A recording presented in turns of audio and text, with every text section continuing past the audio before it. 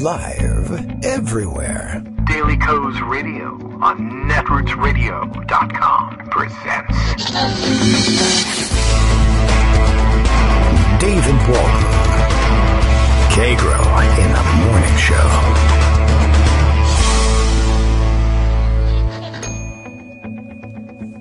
Now, here's David Waldman. Good morning, everybody. How you doing? It is Wednesday, May 8th, 2019. Time for another show. We have, I don't know. I was going to say we have a great show lined up for you today, but, we will have a great show. We have great guests lined up for today. What they're going to do? Well, they both probably know pretty well. What I'm going to do to fill in around the margins? Well, I don't really know for sure. We never do. We watch the news. We tell you what the hell's going on. We tell you what's wrong with America and everywhere else. And I don't know. We report, you decide, I guess. Is anybody using that? I could probably make that my own trademarked tagline at some point. I don't think there's anybody serious using it anyway. Daily Co's Radio is live now. Bill knows that much, at least all the way up in Portland, Maine. It's not hard to figure out when the show is live, but I'm glad you remind me every day. Bill, thanks so much, because otherwise I never know when to start. It's true. Daily Co's Radio is live now on Kagro X. That's me, David Waldman. Get this. I'll be reporting on a somewhat famous world leader. He likes to think so anyway. Who is, and thanks very much for quoting me here, Bill, who sucks at business. Guess out who it could be. Let's see. Let's say the 10th caller who rings incorrectly will give a prize to of some sort. Maybe some raw marmot innards. I think that it sounds good, but it really isn't. I recently discovered that was the end of my morning reading just before giving up and saying, all right, it's time to get on the air. I read a Washington Post story that, it said a couple died from the plague after eating raw marmot. And I thought, well, a lot of people will probably read this and think, I won't die from it. So I'll give it a try because it's supposed to have health benefits, raw marmot. It really probably doesn't. Raw anything, probably not really all that good for you. Some things better than others, I'm sure. But when it comes to, the innards of wild animals, raw, really honestly cooked, probably not that good. But one of those, so it made me think somebody somewhere in, I don't know what, is that a Silicon Valley thing? It's not, it's Mongolian. So I'm not too worried about that catching on real big here in the United States, although Mongolian grill cooking is very popular. But this is no grill cooking at all. Seriously, it really happened. I just saw it, and no, I didn't save it, so we can't read the article. But in case you were unclear on what to do with that dead marmot that you had, eating the innards raw, only a rumor. I think at this point, no medical evidence that there are health benefits from it. Dying of the plague, I think the evidence may be in on whether or not that's good for you. They're dead, so don't try it. All right, well, let's see. Plenty of news to round up today. We'll no doubt be talking about the top icks. That's neat of the day. Later on with Greg Dworkin and with Joan McCarter, of course, happening on Capitol Hill. Democrats in the House getting set to, I guess, they're supposedly going to bring the hammer down. Today's the day that they'll be voting on contempt of Congress charges for William Barr. And I guess they now have to begin the process, and we're going to have to be beginning this process over and over and over again. Again, this is something that could have happened a long time ago. It's May already. But they'll be beginning the process on contempt of Congress, probably, for Don McGahn, who has now been instructed to defy his subpoenas as well. And this will happen one after the other after the other. Other Capitol Hill activity will include, work in the Ways and Means Committee to decide what to do about, Stephen Mnuchin's refusal to comply with the law under which the chair of the Ways and Means Committee, Richard Neal, requested, technically, the tax returns for Donald J. Trump. Of course, the other big news is that there's some very good tax information right now emerging about Dr. J. Trump and just what he's, I don't know, how do we even say, what he has been up to tax-wise, at least during his big down period in the mid-'80s to '90s. Oh, well, look, I've gotten a message here that appears relevant as well. Everyone is maneuvering behind the scenes to get ready for today's show. Armando says, you'll be tempted to call Trump a tax cheat, and you'd be right, but don't lose sight of the fact that he, in fact, lost nearly everything in that period. He legitimately lost $1 billion. Yeah, I've heard about that. That's the big news for the morning, beside the procedural stuff. But by the way, I'm sure you've all noticed on the procedural question of his tax returns and getting them from the IRS and Stephen Mnuchin refusing to comply with the law, you've noticed that the framing for it in most mainstream traditional media has generally been that Mnuchin is denying a Democratic party, like a Democratic request for the tax returns. And, of course, that's not really an accurate picture of what's going on here. Under the law, the chair of the Ways and Means Committee, who happens to be a Democrat, yes, is entitled to ask for and shall receive those returns upon request. So it's not quite the case that he's simply denying a, just run-of-the-mill request here. He's opting to flout the law in order to protect his boss, which is expected, but then because it's expected, I would expect that you would understand that and report it accurately when the time comes. But lo and behold, I was disappointed by the traditional media. Not disappointed by the traditional media in their work in getting a hold of what I guess are summary statements about profit and loss for tax purposes by Donald Trump and his filings from the mid-'80s to the mid-'90s. You will all have seen the headlines by now, I'm sure. $1.17 billion in losses reported over the decade. But basically, it's everything we ever knew all along about Donald Trump. His fortune is a mirage, his business acumen a myth at best, and it's a good time for us to remind ourselves of that, and then to remind ourselves that all of the positive press that he managed in all that time about what a business genius he was all self-praise, and he was at the time, of course, calling reporters all the time and offering up, praise of himself, but while doing so while pretending to be his own publicity agent and working under at least two fake names, even though now I can't even imagine. His voice is now so famous, I can't ever imagine this working, but his voice was always distinctive, and if you were a New York reporter and that's who he was calling, you would have known who you were talking to. And the fact that we don't still talk about that every day is pretty amazing. Plus, he paints his face orange, so he's obviously insane. Greg Dworkin, who have you ever painted your face for a football game or anything like that? You're not a big football fan, but no. And besides, New York Rangers colors are not orange. No, that's true. But you could do like the red and blue thing. People do it, but they remove it the next day for work. He puts it on for work. When they win the Stanley Cup, which never happens, they don't remove it. But these things happen. No, I never painted my face like that, and I never lost $1 billion. And the funny thing is, somebody was covering the Fox and Friends News reaction to this morning, which was, oh my gosh, look how much money he lost. The rest of us could only dream of being that capable. I could probably, it's funny, people say, I probably couldn't lose that much money. Maybe I couldn't, but I guess you could light it on fire, certainly. That's one way of doing it. Well, the weird thing about this you have to compile it all, though. The years that are covered here are 1985 through 1995. Yeah.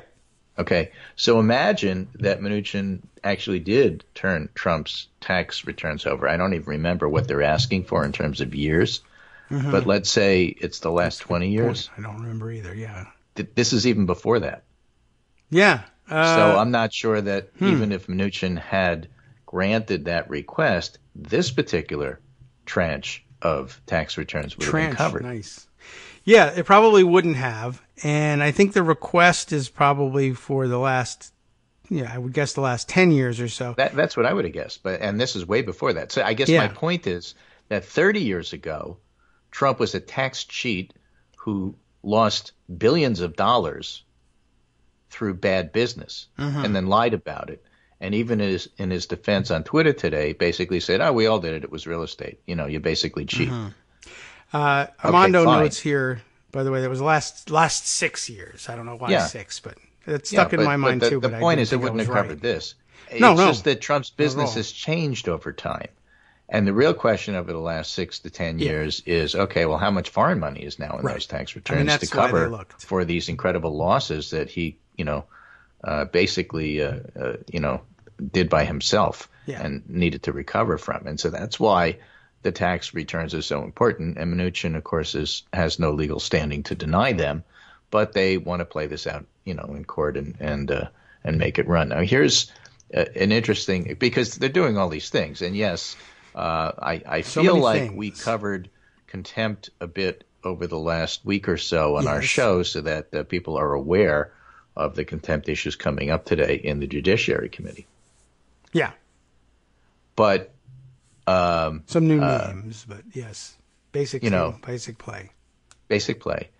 So we have the Mnuchin denial, we have the tax returns from 30 years ago to better understand what it is that we might even be looking at, some of which have been talked about. Some of the people who were associated with Trump at that time told us that he was the biggest loser, and that's, of course, true. Yep. We have the play by Barr to deny Congress much of anything. Actually, a new poll out today. Fewer than 3 in 10 voters approve of Barr's handling of the Mueller report. Okay. So the point there is, I think this is a political morning consult poll. So Barr is not playing well in the headlines. He's not playing well in Washington. If you talk about his reputation being trashed and discredited, in fact, that's true, and the public isn't buying it either. So why would Trump take such a hardball tactic? And the answer, of course, is he thinks it's good for his base and good for re-election. Here's a piece from Bloomberg this morning. Trump spoils for impeachment row with Democrats to fuel 2020 bid. And the funny thing is here is whenever you describe stuff like this, there's this conventional wisdom that seeps in that this must be good for Trump and bad for Democrats because everything is good for Trump and bad for Democrats. The 2018 losses for the Republicans when the Democrats took the House must have been good for Trump and bad for Democrats because that's our default. So the way this thing reads, President Trump's advisors are pushing him to defy congressional investigations in hopes of luring Democrats into escalating a fight that they say will turn voters against the party in 2020 elections. The advisors are counting on news coverage of the battle with Congress, including Democrats raising the possibility of impeachment, distracting attention from candidates vying to replace Trump, and are portraying the president as a victim of partisan gamesmanship. Well, he's always a victim. You have to be a victim. Yeah. If you're conservative, you have to be a victim. Democrats are playing into their script, this piece says. And I stopped there. I said, what the hell are you talking about here?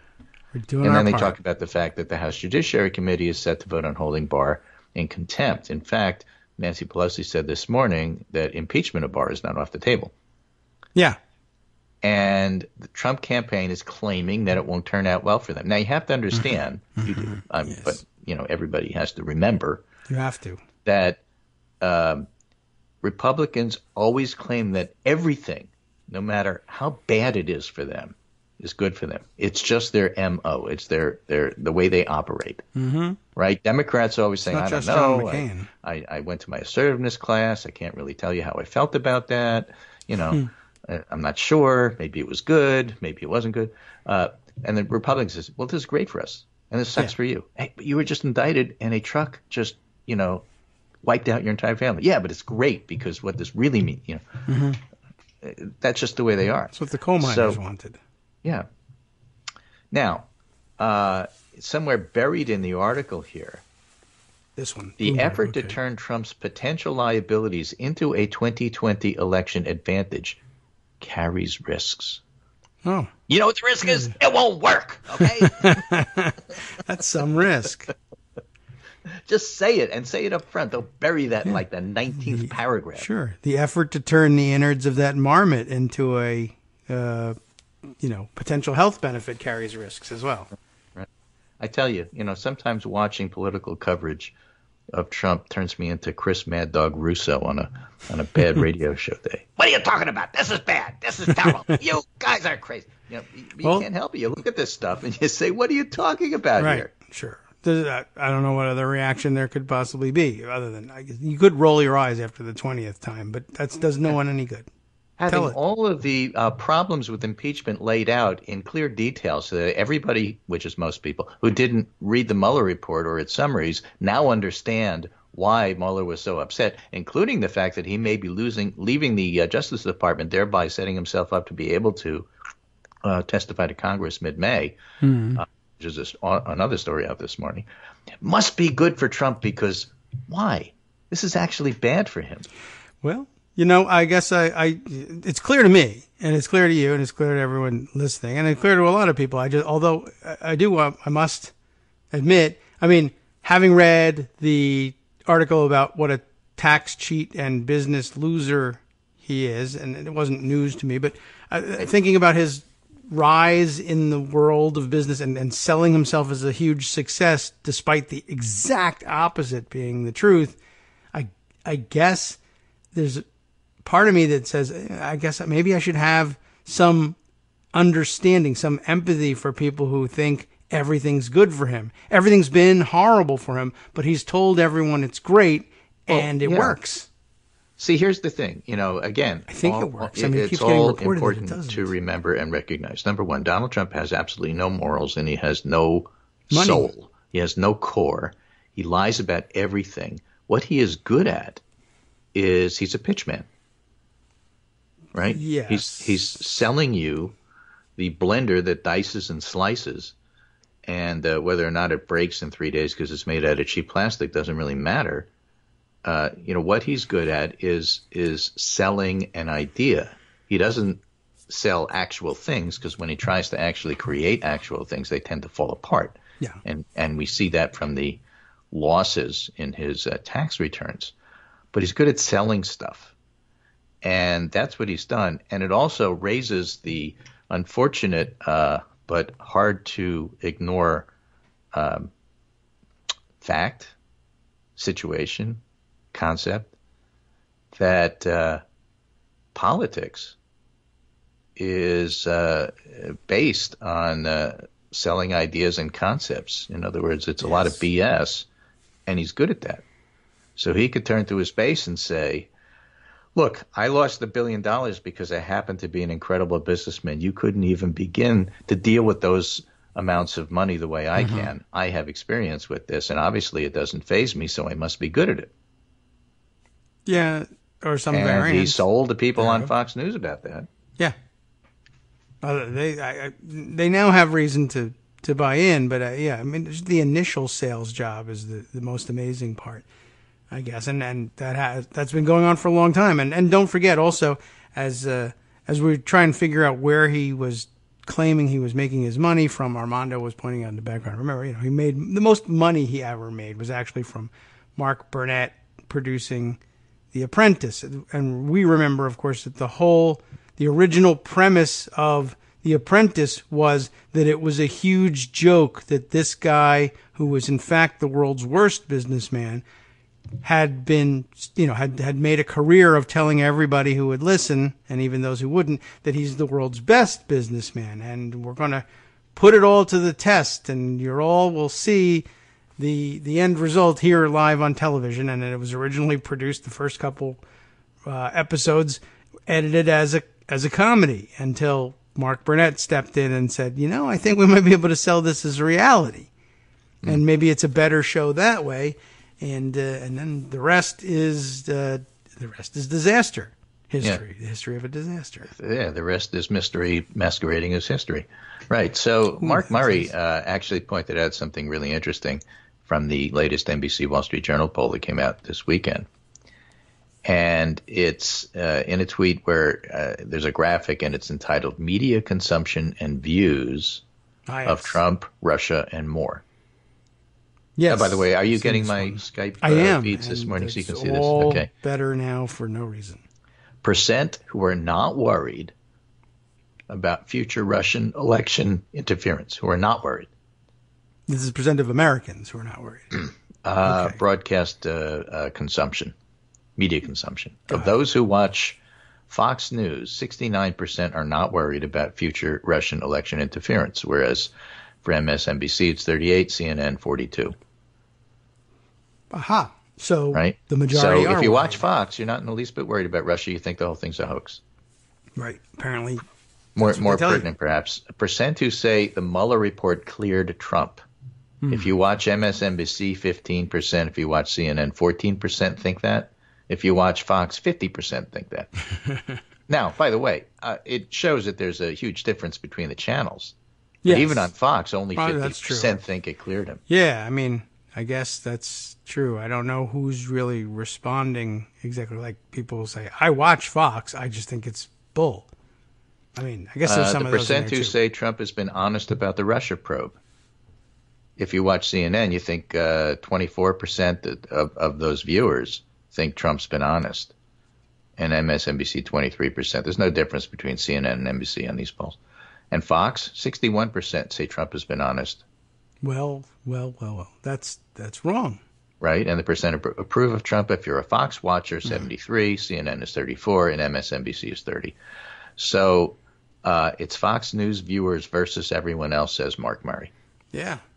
Well, and that's why things like a Mueller probe, a Democratic House committee that deals all day with proper hired staff to ask the questions of a William Barr, even a Kavanaugh-style hearing. These are things that the public watches, and you get out of the Fox bubble, and it winds up having an effect. So it's really important that the Democrats wind up forcing Barr to testify as best they can, and if he doesn't because he refuses, then to hold him accountable. You have to do those things, and then you have to ask other people around Barr to come. And if Mueller is a Department of Justice employee where Barr and Trump can order him not to testify, he could quit. And then he's a private citizen. They can do whatever he wants.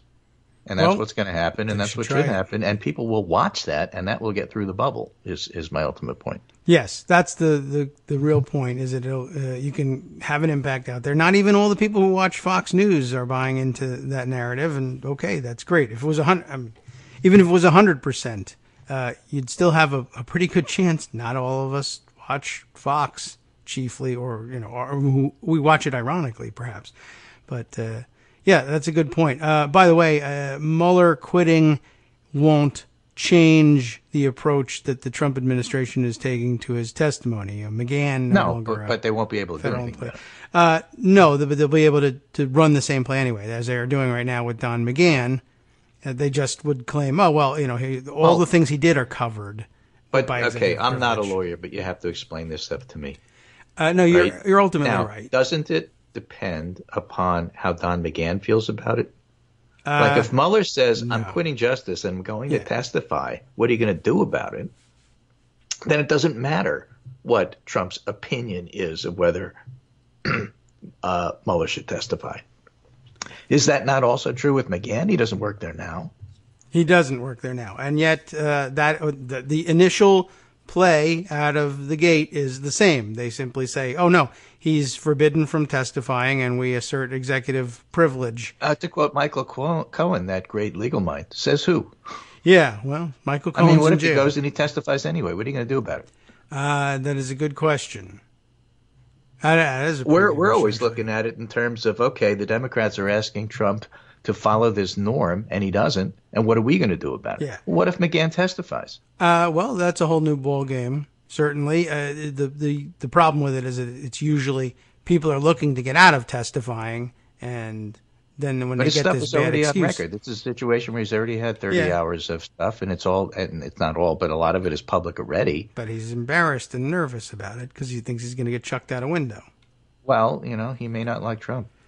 He might not. And, if you can convince him we can keep him from getting tossed out a window or polonium poisoning or whatever else they might be threatening him with, he might want to testify. But I don't know if he does. I think even the people who are turncoats in Trump world are just nervous and worried, and they don't want to admit what they did. Right, but they're not all the same. I mean, there's a big difference between a Don McGahn and a Corey Lewandowski. Yes. They just, they know Obviously, where there's a difference between a Mattis and a Kelly. Yeah, they know where the door is and how to get into the Capitol complex. If they walk in, they're different. Right.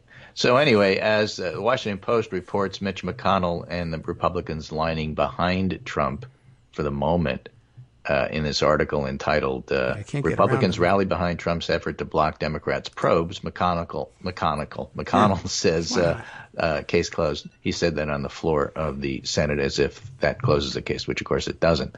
But buried in that piece, way down at the bottom, is this lovely paragraph that I think should be added to every piece about Mitch McConnell. The Republican leader in the final months before the 2016 election repeatedly undermined efforts by the Obama administration to warn the public about Russian interference and send a bipartisan message to Moscow. It's just stated as a fact because it's a fact. Sure. Now, McConnell's making it clear that even if the House Democrats impeach Trump, there'd be no GOP votes in the Senate to convict and oust the president. Fine. Okay, Armando's made this point on Twitter. He did it very eloquently this morning. Mm-hmm. But the fact of the matter is that the Democrats need to do what they need to do because it's the right thing to do, and nobody really knows what the politics of this are. So for those of you saying, oh, well, obviously this is good for Trump and bad for the Democrats, I go back to my original part of this segment, which says that they say that all the time, and that doesn't make it true. That's right. We'll be back with more. Hi, everybody. It's me, David. Let's change things up from the old fundraising pitch for just a minute and talk instead about how you can be a part of our show. If you've got a smartphone or any other electronic recording device, why not sit down and record a segment for us? Read us an important article and give us your take. Or read one of your own original essays, or even just give us your commentary on something you'd like to share that's important to you. Then send the file to me at kagrox@gmail.com, and I'll try and work it into the show. Short segments, a few minutes in length, are easiest to fit in. And of course, I can't always guarantee that I'll be able to play everything, but if you've ever shouted at your radio or TV about something you wish was being covered, here's your chance to change that. Make the show your own. Send your submissions to me at kagrox@gmail.com. We could talk about that. Or, let's see. Well, I'll welcome everybody back. He's our brother, and he's tragically wrong about vaccines. Oh, well, that's good. That's good news to hear from the RFK family. But welcome back, everybody, to the Kagro in the Morning Show on Netroots Radio. We were discussing all of the possibilities for the next segment. I do have to tell you, though, that also early on in the break, I lost over $1 billion in investment cash, and I'm not really sure how. But I think maybe I'll be able to get it back probably before next break, and all will be right with the world again. But in the meantime, you should run for president. You're obviously qualified. I know, right? I mean, what else am I going to do? I can't afford to do anything else. I have to, or else someone will arrest me. So here is my political article of the day. It's really fascinating because it's counterintuitive. Oh, well, because most of the rest of politics is so clear. Well, that's the thing. Okay, so John Harwood is talking about Cook Political Report's David Wasserman, very good political analyst. Wasserman isn't always right, but he's often right. And he has a really interesting take on the primary and the general election. All right. Right? Conventional wisdom is that Joe Biden's going to have a hard time getting through the Democratic primary because he doesn't necessarily represent half the party. Okay. Right? He's old. He is a centrist, and he's got a lot of baggage. And progressives and liberals aren't necessarily seeing him as their guy. And yet, if he does get through the primary, conventional wisdom says, according to the polls, he's the one with the best chance of beating Trump. Okay. Oh, You've heard this? Yes, I was going to say okay, but I'm not certain it's okay. But all right. but Wasserman says actually that's wrong. Oh, well, then never mind. I won't try to figure it out. He says on the one hand, Joe Biden is actually in the strongest position to win the Democratic primary, and he may well lose to Trump if he wins. Well, that's exactly what I didn't want. Okay. And he makes the case that circumstances make his chances of winning the nomination strong, but his age and moderate views could dampen voter enthusiasm in the general election. All right. Well, no wonder. Enthusiasm. That's the problem. Yeah. The Democrats best equipped to beat Trump include a young gay man. I wonder who that could be. Do we have any? Okay, yeah. And a young black woman who hasn't run yet, which is Stacey Abrams. Oh. So he sees Buttigieg and Stacey Abrams as the best candidates. And the reason is he has an underlying cynicism that non-traditional Democratic voters are just so difficult to get out to vote that you need something special to make them vote. I see. I'm not sure I'm buying this, but here's the logic behind it, he says. So, for example, with Barack Obama, you could have, I don't know, and this isn't in the article, but I'm making it up just to get the concept here. So you have a 24-year-old black male who is really excited about Obama and gets 3 of his friends to come vote that don't normally vote. All right. Is that going to happen for Biden? Yeah. The guy is, the 24-year-old black man who did that for Obama is in his late 30s now, so sure. Maybe, but is the next 24-year-old coming along? I mean, so that's the logic behind it. The problem with that is that actually younger voters are a lot more politically savvy than the people just before them. And they really heavily did come out in 2018. Yeah. When Biden wasn't on the menu, but Trump obviously was because he's Trump. Right. So Wasserman's theory is that, Democrats just don't show up, except they have been. Yeah. So, right. Maybe not such a great theory. And, of course, I guess I would remind everybody. It's interesting. It's an interesting one, and it's well worth thinking about. And because, basically it gets to the heart of Biden's so-called electability argument. Yes. I mean, I guess I could go the other way with that and say, well, when I asked the 24-year-old black man about why he was coming out to vote and bringing 3 of his friends with him, he said he was excited about Barack Obama. And now we've found him, how many years later are we now? 12 years later, and we asked him, and he's 36, and he said he's coming out for Biden, even though Wasserman said that, well, what about that special something? And he said that special something is the guy I got so excited about chose him as his vice president. So that's exactly right. And that's one of the reasons why Biden is running so well in the primaries in terms of the polls. And in fact, one can even make that argument that Hillary Clinton benefited from that, having been Secretary of State under Obama. Yeah. And one of the reasons she did so well with people of color isn't necessarily the long history of Bill Clinton and her positions on race, although, Clinton had his supporters and she had hers. But the fact is that they were associated with Obama, and that only helped them. Fine, that's true in a primary. Why would that not also be true in a general? Because Obama's a lot more popular than Trump is. Yes, I don't know. But nonetheless, it's all intriguing because, again, as we talked about maybe in the first segment, politics is a lot of BS. And so the question is, what BS do you feel like swallowing? Yeah, I guess so. What myth, what overarching narrative are you willing to accept in terms of, picking a nominee? To me, in the general, it's pretty clear. It's Trump versus not Trump. And so, that almost doesn't matter to me which Democrat they pick. I don't like Tulsi Gabbard, but, it almost doesn't matter which of them. But in terms of looking at which is the most electable, it's whichever one runs against Trump as far as I'm concerned. The question is, how does the rest of the public see it? I just like the idea of not accepting the conventional wisdom that Biden will have a hard time in the primaries. I'm not sure he will. So far, maybe he will, maybe he won't. We don't know. I think it's very fair to say we don't know. And then looking at the general election, it's clear that Trump is going to run an anti-abortion, anti-immigrant, play for the base and nobody else. And, so far, I don't really see that being a winning strategy. With his trade war, the stock market's falling for a third straight day. The stock market doesn't represent the economy. But we talked the other week about Wisconsin dairy farmers being pushed out of business by Trump's policies. Mm-hmm. The climate issue is going to be a big one for young voters.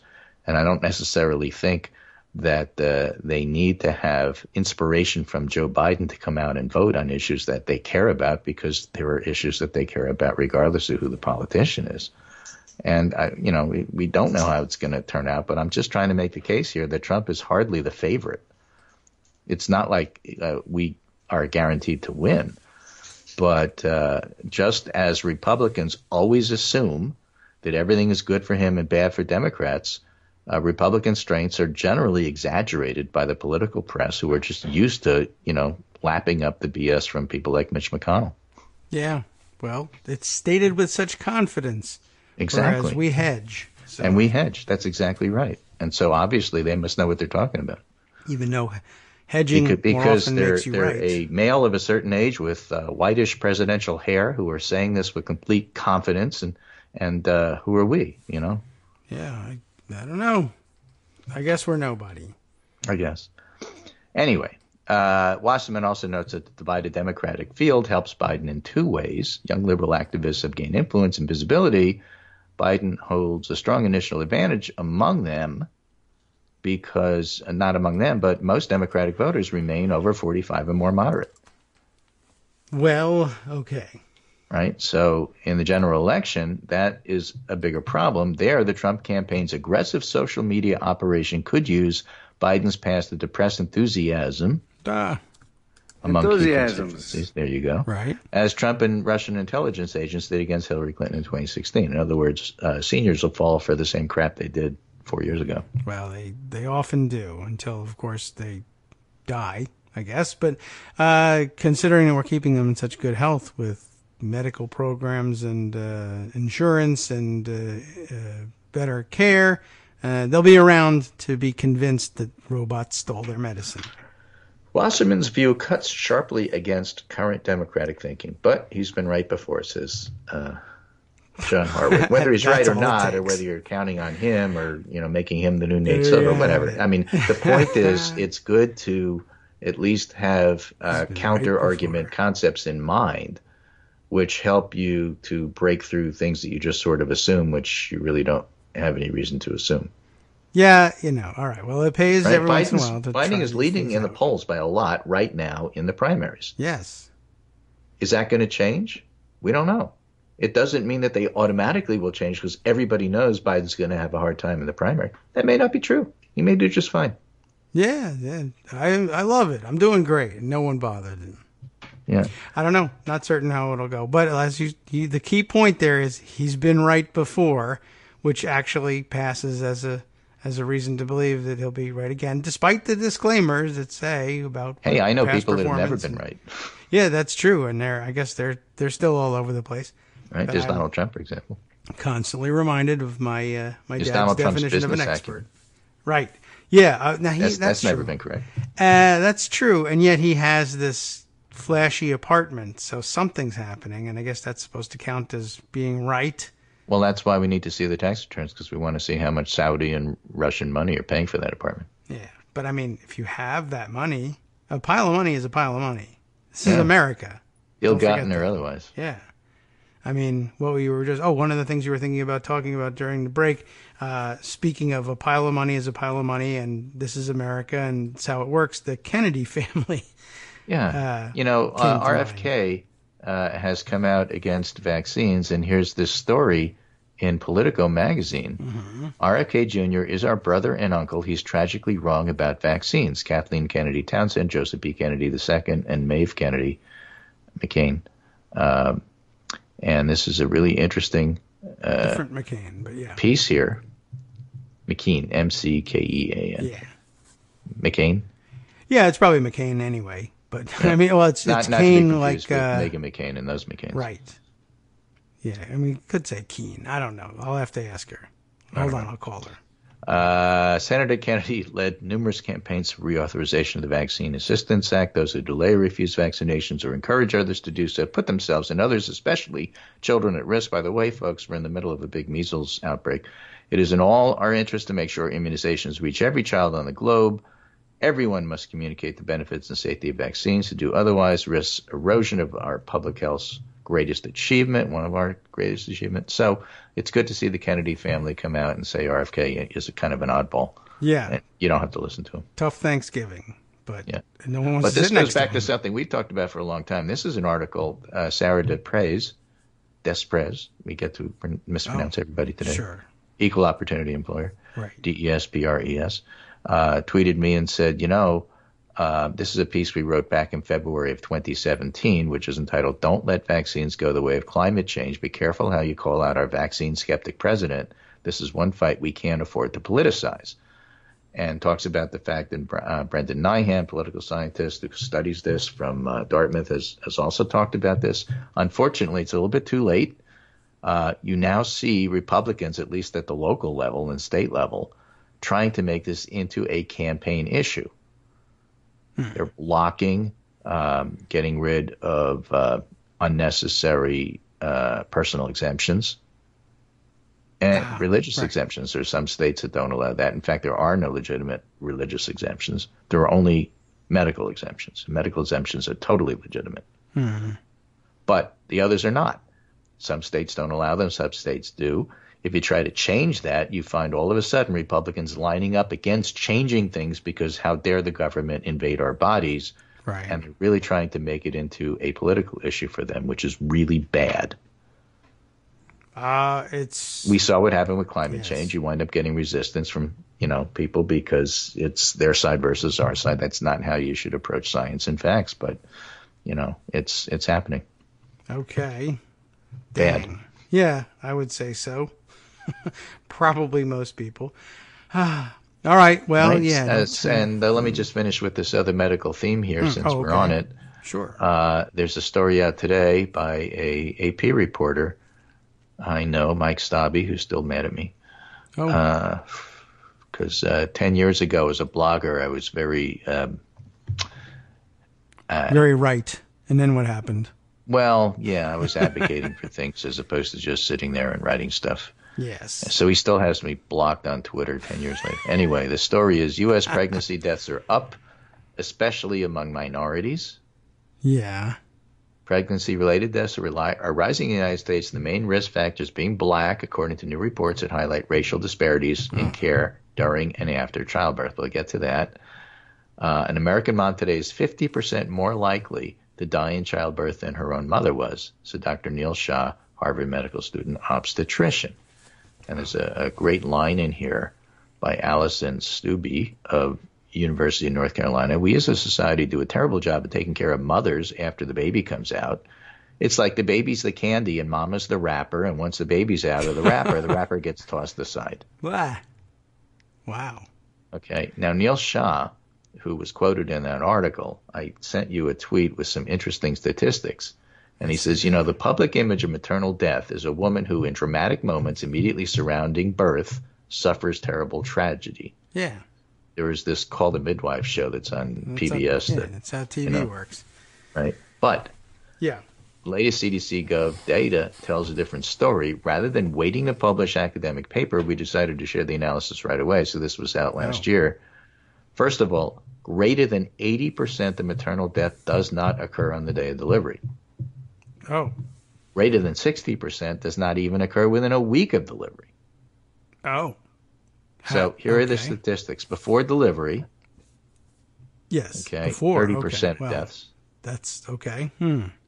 Day of delivery, 17. That's it. Week after delivery, 18.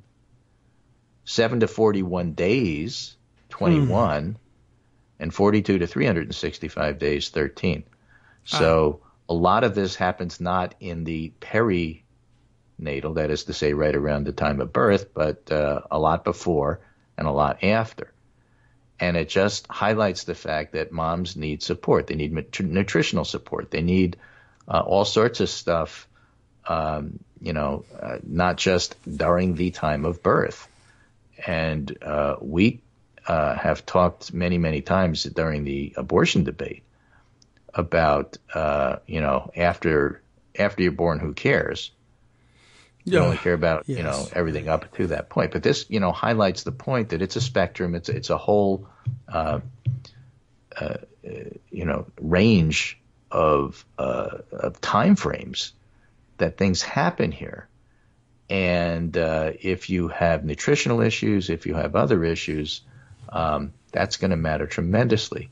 So these are illnesses, for example, having, on the one hand, acute pregnancy problems, but that due to chronic conditions, including mental health, will happen, later on, and they all need to be watched for. And it's interesting that and bad rates of death are increasing for all reproductive age women, not just those who are pregnant. This is a lot to do with the whole healthcare system in general, and watching for things like hypertension that are sort of semi-invisible. Yeah. Well, that's very interesting. It actually, looking at the numbers for deaths, what was it, between 7 and 41, and then 42 to 365 days later, you can see, easily imagine why we don't see that. And it explains a lot, for instance, of Republicans' refusal to see the hurricanes in Puerto Rico as the cause of most of those deaths. Well, they didn't happen the day of the hurricane, then it's something else. And it's easy to imagine it comes from something else, but I suppose if you're actually studying this, you'll get a better sense of what causes these deaths, and it's probably pretty obvious to the researchers. Since 2010, the death rate for all women age 15 to 45 jumped by 14%, and for women age 25 to 34 jumped by 20%. You think so? Going the other direction. Again, infections, chronic cardiac conditions, nutrition, hypertension, all these sorts of things are general medical care issues that need to be attended to. And obviously, one of the big issues is if you're going to restrict in any way, shape, or form access to medical care, this is only going to get worse, which is one of the reasons why Trump's trying to sabotage the Affordable Care Act is such a horrible thing, not just politically, but morally, ethically, and from a practical point of view, medically. And, we really need to have a major discussion about ways to deliver health care better in this country. Yeah, not which is water. The last point I'll give you before I leave and turn the show over to you, your show, and Joe, hopefully, who's coming. And that is that in the Pundit Roundup today, yes, I had an interesting observation and a whole feed, a whole thread here by Matt Hildreth on trying to deal 13 tweet storm here with rural areas. Okay. And how to approach them. He says, for 10 years, I've worked on progressive policies like immigration reform while living in rural or red states. Below is a thread to try to help progressives avoid repeating the same mistakes we've made in the past, especially when it comes to the electability argument, which, of course, was one of the other themes. So we're trying to tie everything together here. Obviously, the Democratic brand is a liability in rural communities. Rural organizing, 28 midterm polling showed that 68% of rural Americans consider themselves to be conservative or moderate, but that's only half the picture. Okay. Democrats tend to engage rural voters in one of two ways. They either outright ignore them or try to sound more like Republicans, and this is like a big mistake. When politicians run in rural America as a Democrat with Republican policies, they lose voters on both fronts because rural voters self-ID to the right but lean left on policy. For example, a majority of rural Americans support Medicare for all. Why would you do that? Because rural hospitals are closing, and for the very issues that we were just talking about with childbirth, et cetera. They want to get covered. They want to make sure that they get medical care. And so they're seeing medical delivery be restricted. Why wouldn't they be for Medicare for all? Try to take their Medicaid away from them, see what happens. I mean, They're certainly forgetting themselves some damn health care. I mean, they are standing in line in remote area medical clinic. Exactly. So during the 2018 election, the Democratic platform consistently outperformed Democratic candidates in red rural states. Look at the progressive ballot measures passed across the country in 2018 in places like Missouri, Idaho, Nebraska, and Utah. We should run the platform.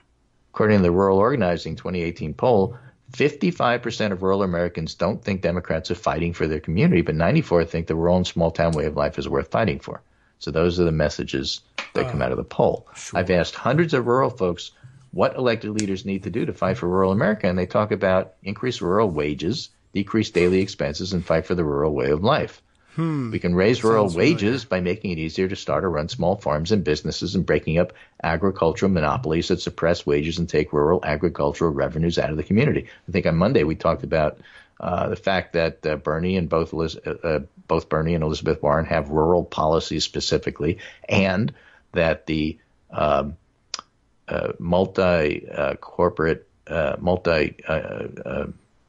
multi-country, multi-international yes. Corporate conglomerates tend to run ag business, big ag. Yeah. And that's an issue for local farmers and ranchers, for example. It's populist, but it's also leftist. Yes. Even though you always think of rural people as being really conservative. Well, they are in terms of social issues, but not so much in terms of policies and politics. By the way, if you have time, go and look up The Grange and what that really was. Yes, right. And if you don't believe it carried over, I mean, the premise behind the once famous "What's the Matter with Kansas" was that, there was a point at which rural farmers were very much willing to hear about progressive policy proposals. Of course, at the time, even then, they would only accept those progressive strategies from Republicans for whatever reason, but that's the case. That used to be the case in Congress that in the early days of what was first labeled progressivism, they were Republicans. But they were so they can liberal. lower daily expenses by reducing cost of health, child and elderly care, expanding access to affordable housing, increasing investments in broadband. And we can invest in the rural way of life by protecting and growing vital services like grocery stores, post offices, pharmacies, in other words, preventing them from being totally overtaken by large chains. Candidates must remember that rural doesn't necessarily equal white. Roughly 1/5 of rural residents in the country are people of color. So who's electable in rural America? A candidate who fights for the rural way of life, rejects big money in politics, calls out racist, sexist, and homophobic politics of division, expands Medicare, and favors small local businesses over major corporations. That sounds like something a Democrat ought to be able to do, and it's just a good reminder. And it fits right in with this whole idea of maternal health actually deteriorating, but that perhaps coincides with things like rural hospitals disappearing and making healthcare much, much harder to connect with. So again, kudos to Elizabeth Warren and to Bernie for trying to come up with policies that address that. Hopefully all the Democrats will. And it's one of the reasons why I look at Dave Wasserman and saying, I don't know that I buy your entire thesis here. I think it's a little too DC-centric for me. He was right once. But he was right once. So anyway, that's the story for me. Thanks so much for listening. All right. I'll be back tomorrow, and we'll see what comes out of the confrontations that are starting to brew. John Yoo, of all people. Oh? John Yoo is not necessarily our favorite lawyer. But I saw him on the TV talking about the fact that one of the interesting things about the confrontation between Nadler and judiciary on the one hand and Trump and the White House on the other is that this sort of thing generally takes months and months and months and months and months to play out. And in fact, Trump's pushed it to the point where that's been shortened to days. Yeah, he's an impatient guy. So I guess we should be thankful that it isn't taking as long as it usually does, but the rest of us are even more impatient than Trump. Yeah, we know why. We think it's because Trump feels it's a good campaign issue for him. Mm-hmm. Well, he thinks that about everything he does. That is true. And we think he's wrong about all of it, but that remains to be seen. Yeah. So take care, and I will talk to you tomorrow. Say hi to John. Okay, I'll do that. I keep saying I'll do that. And I say hi to Joan, but I usually forget to say hi for you. Well, luckily she often listens, so. Yes, you don't, right. Even so when she hears you forget, you saying I've already said it. That's usually, I'm counting on that as an excuse. Right. Take you care. Heard it, Joan. Okay. Very good. We'll see you tomorrow. And, whatever, whether there's a United States tomorrow or not, we'll have a show regardless. I think we can just still do that. I don't know whether anybody needs us to verify the existence of the country before we begin broadcasting. It would be a good thing to check on tomorrow anyway. All right, so let's see. What do we do with the various stories that we've got, and which direction do we go? Do we set anything up for Joan? Do we just, I don't know. I think she'll be able to take the reins and go wherever she wants to. We'll give her free rein, as we usually do. And why would we try to steer her in one direction or another? She's got all the good stuff. So I'll pick up on some of the things that I think are not on her radar and throw a few of those out there. Jacob Wohl update for today, just in case you were wondering what idiotic thing he was up to today. It is more of the same. I guess, long story short, he was set to hold a press conference of sorts. He was going to gather, basically he and his stupid partner in crime. What's the guy's name again? Jack Berkman. They are every time they come up with a stupid idea for what to do with their lives, they have a press conference. The press conferences are always called for Berkman's house. This is because they have no offices and they're not a legitimate operation of any kind, despite the fact that they keep claiming to own several companies. Anyway, the latest thing that they thought would be a good idea would be to have they were going to have a press conference about, I don't even remember exactly what they were going to do. Oh yes, they were going to try to launch the smear campaign against Pete Buttigieg. And so they decided the way to get publicity for their event would be to organize a counter-protest against themselves and then complain to the press that they were being victimized by this counter-protest, except they effed it up. Welcome back now to the Kagro in the Morning Show here on Netroots Radio. Important things to catch up with. Let's see, I happened to see Tierney Sneed fact-checking Nancy Pelosi, who is going with the fun story that there is a little jail cell down in the basement of the Capitol. And, of course, we learned a while ago, and were reminded just the other day, that there is no such jail cell. Sorry, it's a disappointment and everything, but it's not to worry. There is a jail cell on D Street Northeast on the Senate side, and they can use that. So don't worry about it too much. Anyway, just thought I would point that out for you. Jacob Wohl and what's his name? I've forgotten already in the last 5 seconds here. Jack Berkman. We're going to have a protest of their own event in order to show what victims they are and how important they are to the entire political world. But in fact, it turns out that the Eventbrite page calling for this counter protest used as the page, I guess what was revealed was the page organizer's email address. Turned out to be one of Jacob Wohl's email addresses, wohlthinktank@gmail.com. So he's not thinking too hard in this tank. Maybe they need to lower the water level just a little bit and let him get a little more oxygen to the brain. But it seems to be working just fine for me. So maybe not. Just let it keep going. So that's what he did. He organized this protest against himself. It hasn't even come to fruition. Neither has the press conference itself, as I understand. So no big deal. Anyway, not a big issue looming out there, but I just thought I'd bring you up to date on how he has screwed up the 19th thing in a row. He's very, very bad at this. That doesn't mean that we have to ignore him necessarily. It's probably a good idea to keep an eye on how many things he screws up so that if he ever gets one right, we can pull the record out and laugh and convince traditional media folks who somehow think that he's a genius for having been right once at this point. We can say, no. The likelihood that he's actually right is next to nothing. He's a con artist, and not a good one at that. And maybe that will change the coverage. That's the importance of keeping tabs on these things.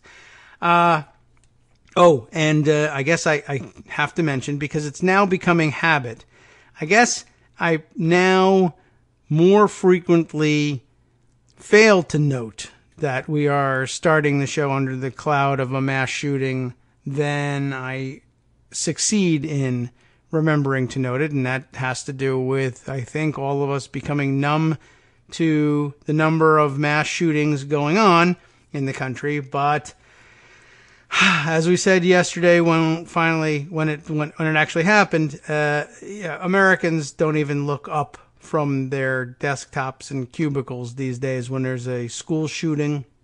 It's just that routine at this point.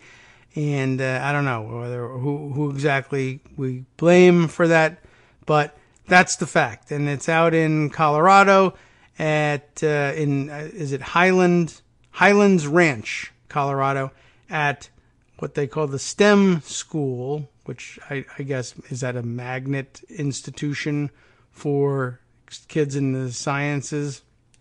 I'm guessing. I don't actually really know. As it turns out, an unusual pairing. Suspects rounded up on this, and I guess finally they've got their multiple suspect shooting. You know, we're very frequently assuming or being told by authorities that there's the possibility of multiple shooters in one of these things. It's usually the case that people are simply confused by the number of gunshots that they heard and the number of rounds fired in such a brief amount of time. There must have been multiple shooters, but in fact, it's usually one person with an assault rifle who, I guess is able to get off more shots than people think would ordinarily otherwise be possible. In this case, I understand the information is that it was in fact multiple shooters and that they had handguns rather than assault rifles. So it finally, for once, fits the initial profile that people blurted out to authorities on the scene. The other unusual thing is that it is a mixed bag here. An 18-year-old male suspect, whom they identify because 18 is age of majority and those things. I won't bother with his name, but the second suspect is a female juvenile. That's an unusual pairing. I don't know what the relationship between them is. I don't know if anybody knows yet. The Denver Post covers it this way. The adult suspect in the deadly shooting at STEM school, Highlands Ranch, has been identified. They go ahead and identify him. Second suspect, female juvenile. This according to the sheriff's office there. Authorities originally reported the second suspect was also a male, but juvenile. But apparently not the case. Let's see. And of course, on the other side of the on the other side of the weaponry, this time, one 18-year-old male student died, 8 other students injured in the shooting. They will release the name of the deceased later on. And reports also that the students at the school, and I happen to have the Hill's tweet on it here, but I guess it originates with NBC News, that several students at the school attacked by these two, well, it says gunmen, but gun people, I guess, to be fair, tackled the shooters here, disarming them before police arrived.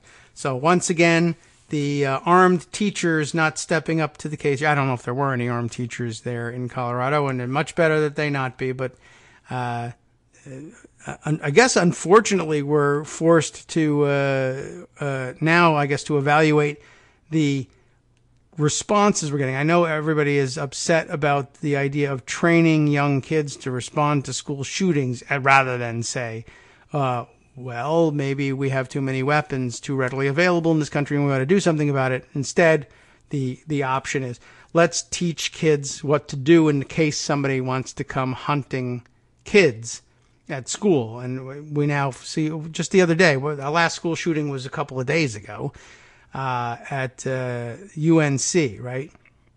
And I noticed that the texts, the alert texts that now go out when these things happen, I don't know whether they're accompanied by other information, but apparently the line is run, hide, fight. And so I don't know whether they managed to get such a text out in Highlands ranch, but that's what the kids did. Run if you can, hide if you can, fight if you can't, and I guess they did. So let's see. This information, again, coming from NBC News via The Hill. The family of Brendan Bialy, a senior at the school, told NBC News that Bialy and other classmates, I hope I'm pronouncing it correctly. I don't know whether it's... Well, anyway, he and other classmates tackled one of the two suspects during Tuesday's shooting, preventing the gunman, I assume that means that they got the gunman, from continuing the rampage that ended with one person dead and others injured. I don't know what happened to the other suspect or what, but let's see. And then this reporting identifies the 18-year-old victim here, Kendrick Castillo. So, well, condolences there. Bialy reportedly plans to join the Marine Corps after college. So I guess that's in keeping with the spirit. But one of his classmates told NBC's Today show on Wednesday that his efforts to stop the shooting had saved others. He gave all of us enough time to get underneath our desks, to get ourselves safe, and to run across the room to escape, the classmate said. White House spokesperson, we don't know who it was, thanked law enforcement for their quick response time after the shooting occurred on Tuesday. But that's about all they could bring themselves to say about it. So, important for the record, of course, to note that we are under the cloud of a mass shooting, and important to note how easily the rest of our day passes without pausing to take note of it. And I guess maybe it comes down to the number of people who actually were shot in this, and or the number of people who died in the attack. And it is. I mean, so it's just like we're just becoming numb to it. Oh, only one person died in the attack, so therefore we can go on our merry way. And I think it comes down to that. It shouldn't, but I think it does. All right. Continuing on. Let's see. Where to go next? Let's take a look back in Pocket again. I think I can probably close the Jacob Wall story. I'll provide you with a link to it later. You know what? This is a very interesting direction here too. What Judd Legum is up to these days is very interesting, and I encourage you all to take a look at what he's doing with his Popular Info newsletter. And he's been doing some very interesting work investigating Facebook advertising by the Trump campaign, using, to the best of his ability, Facebook's first round attempts at transparency tools. They're not very good, but they are giving Judd something to work with. And I think he's actually, like, single-handedly having an impact in affecting the Trump campaign's preferred strategies in the early going here in 2019 for the 2020 election. And I think that's extraordinarily valuable. And I'll remind you, let's see, I put two things aside here. One, which explains what's going on, and one which is a particular case study, both of which I think are accompanied with pleas for support for his work, and I think it's well worth it. And I wish there was some institutional backing available for him, because he might be doing the most important anti-fake news work out there at the moment. But I am not sure. I can't evaluate that fairly for you. But here's what I picked up from him yesterday. First, he came at us with this tweet thread. You might be wondering, WTF, know what I mean? You might be wondering, WTF is happening at the New York Times. This attacking a very different angle of the fake news problem, and not one that I classify as the same problem as the fake news being circulated by Facebook advertising. This one is the working the refs problem of fake news. So let me begin with this one and then see if I can point out to you what's happening on the Facebook side of things too. It's difficult to keep the two of them straight, actually, and that's by design. They're the same strategy. executed differently. So what's happening at the New York Times? Those of you who are interested in having me never renew my subscription might already know. He says, let me explain in plain English, and that's my favorite kind of English. In order to get those sweet, sweet scoops about the internal workings of the White House, you need relationships with people who have access to the White House. You may want to text, for example, with Rudy Giuliani. In many cases, Giuliani is just getting revenge on someone else inside the White House, so who cares, right? He has a bone to pick with Jared Kushner or Jeff Sessions. Great, give me the scoop. And you can understand why a reporter would do that, I think. But those scoops have a price. Rudy isn't going to dish on Kushner and Sessions alone. He's not just going to do it for them. He also has a story for you on Biden. Oh, you think the Biden story is BS? That's fine. Rudy will take that story and all his future stories on Kushner and Sessions to the Washington Post, if you don't want to pick them up, New York Times. So what is he talking about here? In case you hadn't seen the story, and I've put it aside for discussion, and I'm skipping over this step. But you remember we read the other day the New York Times reporting that was purporting that that Biden, now that he was out and in the race and as the front runner, allegedly, I guess, in the Democratic field, they were going to launch their smears against him early and try and take him out before the primaries even began. And essentially, the New York Times was out there alleging that there was some strange relationship between Joe Biden and his sons and people, oligarchs in Ukraine. You remember the story, right? And we began to read it, and I just basically at that point didn't want to do the work of the smear merchants, but I wanted to make sure that you were aware that the story was out there. Did I put it away? No, here it was. Remember the headline? Biden faces conflict of interest questions that are being promoted by Trump and allies. I mean, I actually thought that was a fairly decent headline to put on it.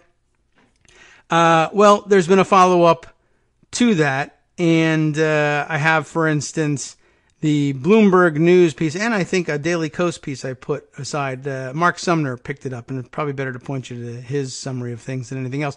The scandal, quote unquote, air quotes, scandal Trump was counting on to bring down Biden is already falling apart. Bloomberg's headline on this was Timeline in Ukraine Probe Casts Doubt on Giuliani's Biden claim. I guess it doesn't really hold together as a narrative, as a story. It didn't happen the way Giuliani sold it to the New York Times. So, okay, fine. Maybe if you had suspected that was going to be the case, Judd theorizes, then Giuliani just says, you think it's BS? Fine, don't print it. I'll just find somebody who doesn't think it's BS, like maybe the Washington Post. Maybe they want all my scoops on Kushner and Sessions. In other words, the Kushner and Sessions scoops are, in a way, beet sweeteners, as they used to call them a couple years ago and probably still do. Feed them to a reporter. The reporter is grateful for the story, gets their name out there. Their headlines are on page A1. And as their favor, here's another story for you about Biden. So you get blackmailed, essentially. You don't think it's good? Fine. I'll take it to the Washington Post. No. It's important that the New York Times have these scoops. I'll run it. Okay? Fine. So you print the story on Biden, Judd explains. It's an embarrassment, but people forget it as quickly as you keep churning out legitimate scoops. Now you're not a bad reporter anymore because you got more good ones. But now Rudy has another favor. He'd like you to write an article that suggests the Obama administration was spying on the Trump campaign. Now, Trump's actual claim was that Obama wiretapped Trump Tower. But this is close enough. And yeah, this is just part of a counterintelligence operation that people have known about for many years and have known was active as early as the summer of 2016. But Hannity and Fox and Friends won't worry about those details. Now, eventually, the Biden story and the spying story and a lot of other stories that your sources are using to get revenge on people outside of the White House will fall apart. But no one will remember those stories. And it's not unusual, I guess, that Trump world is lying, right? Big scoop. They're liars. They'll remember, though, the actual scoops that you get, and you'll end up getting a Pulitzer Prize for them. There was no price to pay for printing this story a week before the election, or all the Clinton email stories, and there won't be for the Biden story or the spying story. The system rewards success and does not punish failure. The article in question, of course, the infamous New York Times headline, investigating Donald Trump, FBI sees no clear link to Russia. We all remember that one.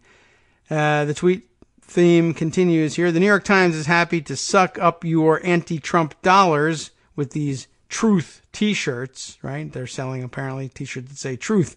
It's more important now than ever. And I guess it probably says New York Times on it in the back somewhere. Otherwise, it's just a dumb shirt.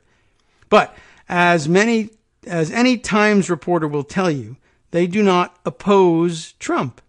It's a scam perpetrated by their marketing department.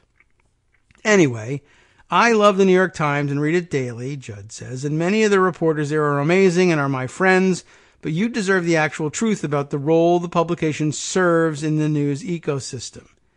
If you are looking to support an alternative model that is not based on access, he says, check out my newsletter, Popular Information, and you should. We still have scoops. They just come from primary source documents and ordinary people. You can subscribe at popular.info, and it's absolutely true that you can. And don't forget that there are several others of us out there filling similar niches. And if you're looking to support other alternative models that do as much for news analysis, well, you might say support us at patreon.com/KagroX. A very easy way of keeping us up and running. Daily Kos, of course, doing much of the same work that Judd is doing and digesting the news for you in similar ways. And, of course, Netroots Radio, which keeps us up and running. All excellent ways to spend your hard-earned dollars generating more of this sort of information out there. One, to keep you sane, and two, to turn new people onto as they look to you as the only sane person in a world of crazy. How do you stay so sane? You can tell them how, and you can tell them how much it costs, too. Anyway, so back to his thread here. You can, of course, subscribe to his newsletter, and he gives you the link for it. Another way to look at this, he says, though, is Giuliani is publishing his counter report to Mueller piece by piece in the New York Times. And he concludes this way, and scene, he includes the Donald J. Trump tweet that reads as follows: finally, mainstream media, which he capitalized, is getting involved. Too hot to avoid. Pulitzer Prize, anyone? The New York Times, on the front page, finally, details effort to spy on Trump campaign.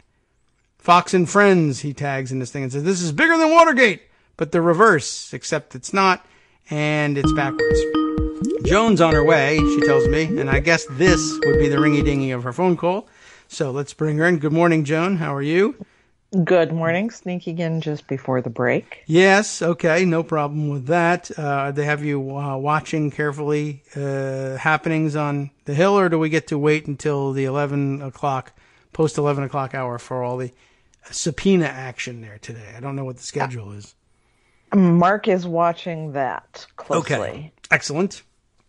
Well, then that leaves you free to watch this closely. Yes. Excellent. Very good. I haven't turned the TV on yet. Oh, you're lucky. So.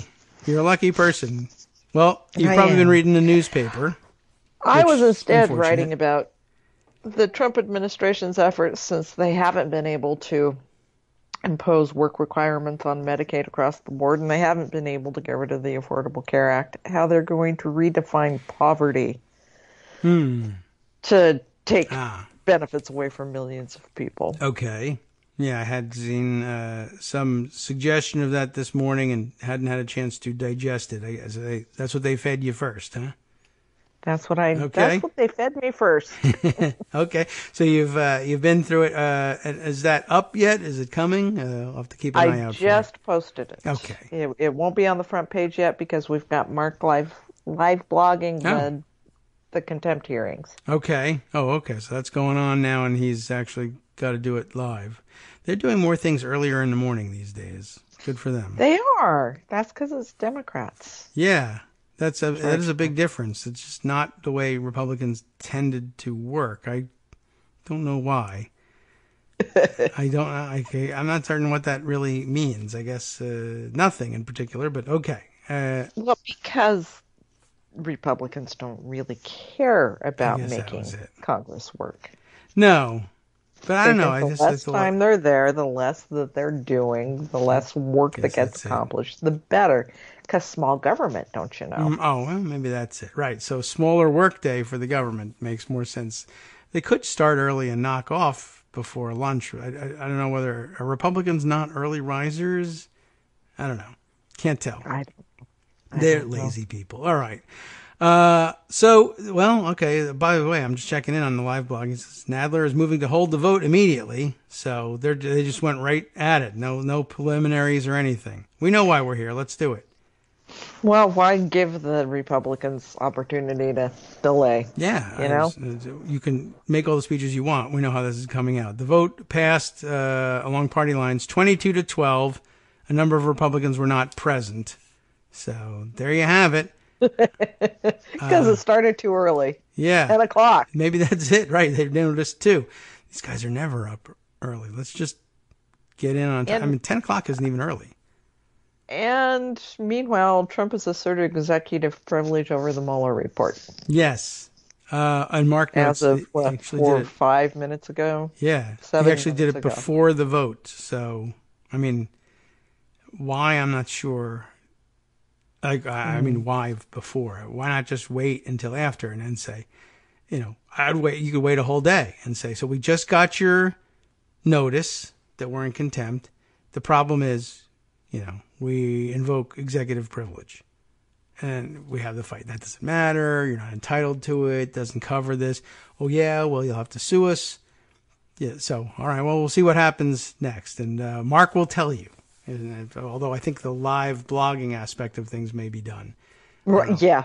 It was a quick, they came in, they did what they had to do, and they're done. So Mark likes that too. Yes.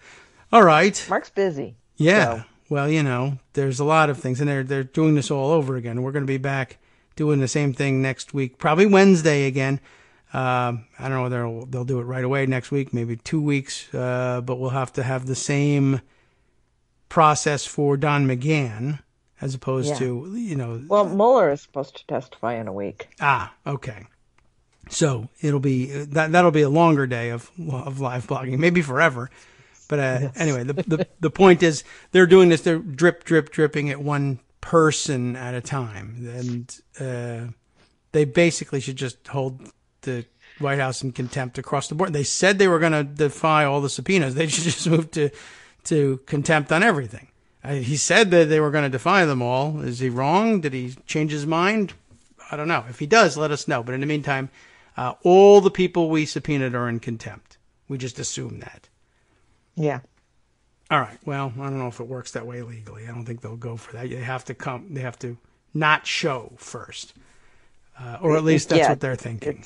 You could start impeachment, and couldn't you pretty much? That's true. The equivalent would be holding them all in contempt with the power that you just say have under impeachment. You can that's absolutely true. Demand anything. That's right. In fact, they should just, if they're still worried about the president, just impeach everybody you subpoenaed instead. Yeah. And say, if you want a short circuit thing and you don't want to get impeached, you can show up. Yeah. But otherwise, I'm all for impeaching Barr. At this point, I'm all for impeaching everybody. Cool. I think so. I think you should practice. And Barr in particular. Kavanaugh. Yeah, I don't see why not. I know people will disagree with the politics of it, electorally speaking, but that's increasingly weak looking, honestly. And Barr, though, both Barr and Kavanaugh can be impeached for a number of things in each case, and you can impeach them for things that they did in previous jobs. If you don't want to, you don't want to impeach them now for this one, just impeach him for. What he did during the George W. Bush administration, and impeach Kavanaugh for his misbehavior while he was a circuit court judge. Well, and his lying to Congress. Yes, I mean that first job.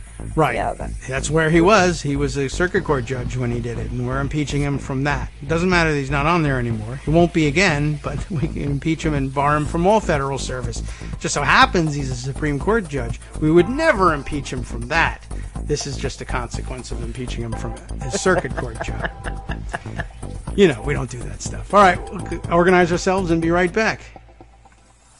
Hi, it's me, David Waldman, your host for Kagro in the Morning, with a brand new interruption to say thanks to all of you who support the show. Remember when I told you that our average monthly donation was about $7, for which you were getting 2 great hours of news and entertainment 5 days a week, and how that came out to about 70 cents an hour? That's a pretty good deal, except it's wrong. The math actually works out closer to 17 cents an hour. It is hard to beat a deal like that, and even harder to send your kids to college on. Thankfully, Patreon.com makes it easy to make that work. Patreon, Patreon.com, is the simple, secure way to make recurring monthly contributions to support our show. Just search for me or the show name on the site, and they make it easy to crowdfund the show so that the power of our numbers can keep the show going for just a few bucks a month. Once again, thanks so much for all your support.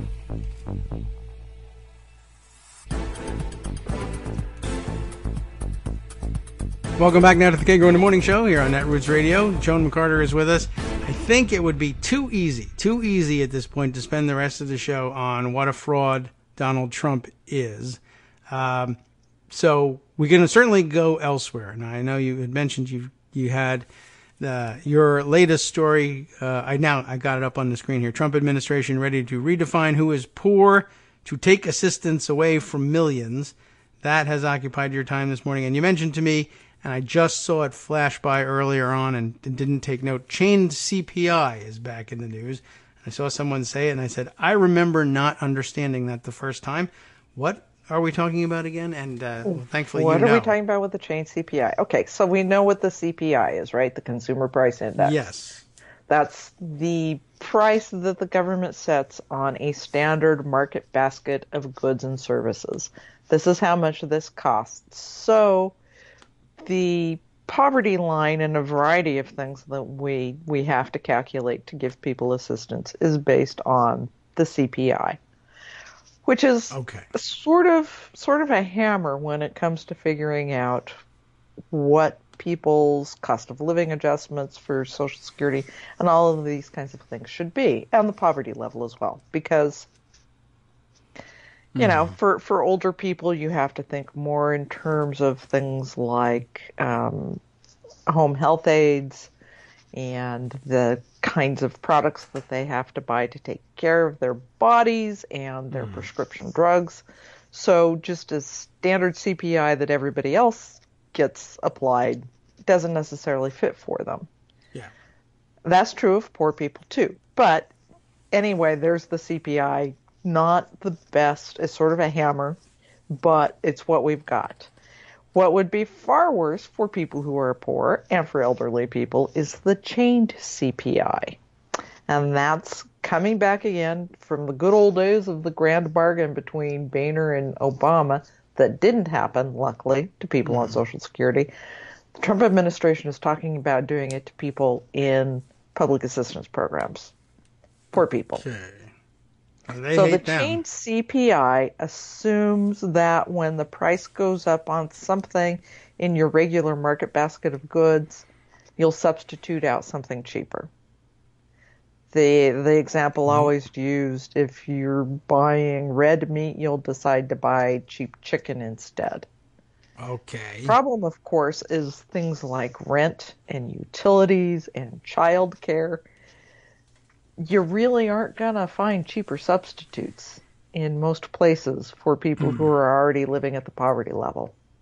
Yeah, it's certainly not as easy to do, and really even substituting chicken isn't always that easy either, but okay. No. Yeah, lots of substitutes are very hard to find. You know, what's available on food stamps is already sort of limited. Can't get household kinds of products on it.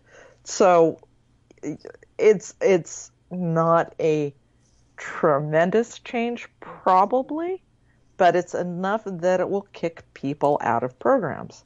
That's what they're looking for. And the poverty level is already ridiculously low. For a single person, it's just about $12,000 a year. Yeah. $12,140. There aren't a whole lot of places in this country where that's enough money to get by in a month. Mm-hmm. And it would drop by something like $30 with change CPI, which doesn't sound like a lot for most people. But if you are living right on the edge, that $30 would be enough to take away food stamps, for example. Enough to take away your ability to have a cell phone or internet service, which you're probably going to be required to have if you live in a state that has work requirements for Medicaid, because you have to file monthly how many hours you worked online, like in Wisconsin, Arkansas. So this is a tremendous hardship for millions and millions of people. It'll also, there are people who are right on the line between getting subsidies for the Affordable Care Act by insurance and Medicaid. This would lower the subsidy amount you could get for Affordable Care Act insurance, so you'd be kicked off there. And you may or may not be in a state that has Medicaid expansion. You may or may not be in a state that has work requirements for Medicaid expansion. Either way, you're probably getting kicked out of your health care. Well, it sounds like a dream for the Trump guys. It Hurting is. People in poverty. It's all the stuff that they haven't been able to achieve fast enough happening now. And the difficulty is they get to decide if this happens. It's not subject to congressional approval. There's no statute, no regulation that says what the federal government uses to define the poverty line. Oh, well, that sounds bad. Another one of those areas where we thought, well, people won't. Why would people screw around with this? We want to fight poverty, not increase it. We won't need this. Who would go around screwing over people in poverty? Whoops. Well, there are such people. And they were liars and cheaters 30 years ago, although these rules probably come from even earlier than that. But, all it took them was 2 years to figure out how to pull the right levers, I guess. Yeah. And that's one of the dangers of letting letting him stay in office, and two, an indication of how incompetent his crew really was. This was always available. It took them this long? Yeah, I guess so. I mean, it's true that if you know how government works, you can do a lot more damage a lot faster than Trump was able to do it. He made sure that there were no professionals around him ever in any capacity. So that's how long, I guess, it took to percolate up from somewhere beneath that, you can screw around with the federal poverty level and hurt people that way. It's not as splashy as ACA repeal. Provide a $150 billion windfall to corporations with your tax cuts. Yes. I mean, that's always, that was tops on their agenda. I mean, I guess if anything takes precedence over hurting poor people, it's helping rich people. We do want to do both. But let's get one thing straight. Rich people would like a large chunk of money now. If you can also hurt poor people, or if, some people will enjoy finding out that that's paid for by hurting poor people. But the top priority is getting that money. And then after that, making sure other people don't have any. It's more than a zero-sum game for us. Oh, that's bad news. So, that was a fun way to start my morning. Yeah, I wasn't anticipating that. I'm sorry. Impeach him. Impeach him. Stunned silence for a moment, and then, right. This is what I went to bed last night thinking about was Wyoming, interestingly enough. Yeah. With Mike Enzi announcing his retirement. You know who's going to go for that Senate seat, and you know who's probably going to get it. Yeah. And you know what her next stepping stone is gonna be from the Senate. Liz Cheney is gonna run for president. How exciting! Teach Donald Trump to keep the person who might even be worse than her father from having a unitary executive power when she becomes president. That's an idea. We Do this. Keep bringing this up to tie Liz Cheney's hands. Sure. I know that seems, I mean, it might seem far-fetched to some people, but it really literally won't matter all that much whether it's Liz Cheney or anybody else. The Republican theory of governance is the same across several of the last Republican administrations, and I know lots of people are making the point, don't lose sight of the fact that this is a Republican attribute. It's not that Trump is an aberration.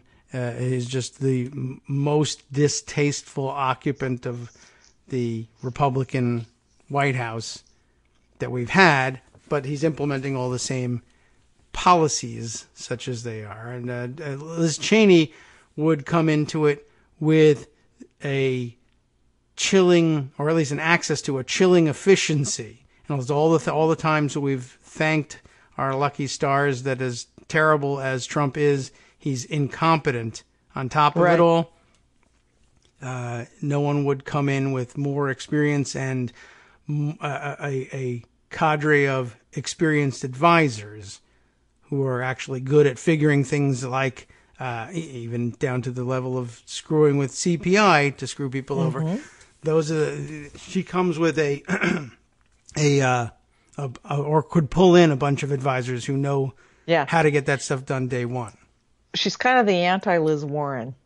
Elizabeth Warren knows all of this stuff. She's got all of this stuff. She's ready to go. Another policy paper out today on the opioid crisis. So the evil Elizabeth Warren is Liz Cheney, who would come in with all of that all planned out. And of course, she's not going to make it public before she gets there. I guess. I mean, there's a certain segment that is into that, but yeah, I mean, she'll run on, I'm sure she'll be running on national security, foreign policy type stuff. That seems to be what excites her. And so like the evil Spock thing. Yeah. Although, in some ways she's worse than her father. He accepts his gay daughter. Liz Cheney doesn't accept her gay sister. Oh, well, that's too bad. Yeah, she's got a career ahead of her in elective politics, and he doesn't. So he accepts her. So that's easy. I don't know. I wonder. I'm curious to know though what's worse. Would it be worse if she privately accepted her but was a public hypocrite about it because she was in electoral politics, or if she just genuinely, personally didn't accept her as well? It's hard to decide. Worse with Liz Cheney is sort of. Yeah, I guess. What's the difference? Angels can dance on right.